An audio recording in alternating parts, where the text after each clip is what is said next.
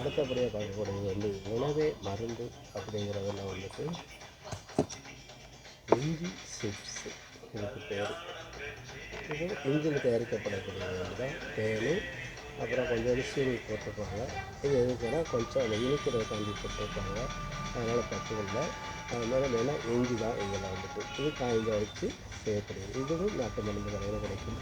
இதனோட பயன் என்னன்னு கேட்டிங்கன்னா, நாம் எவ்வளோ தான் என்னன்னாலும் சாப்பிடுங்க, அப்போ அதை சாப்பிட்டு முடிச்சுட்டு நமக்கு வந்து ஜீரண சக்தி ஆகணும் இல்லையா? இப்போ சில பேருக்கு வந்து ஜீரண சக்தி வந்து உடனே கிடைக்காது.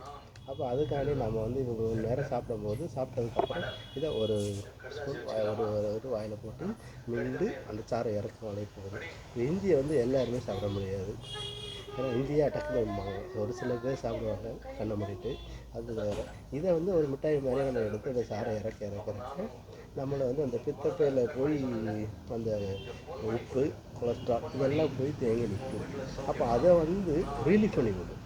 இது போய் நம்ம நெஞ்சகரிப்பு, நெஞ்ச எரிச்சல் அப்படிலாம் இருக்கும்போது அந்த ஜீரண சக்தியை உடனடியாக தாளிப்படும். அதுக்கு இது வேலை இல்லாமல் இது பண்ணி விட்டுரும் முதல்ல.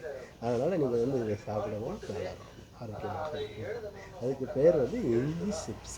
கேட்டிங்களா? நன்றி.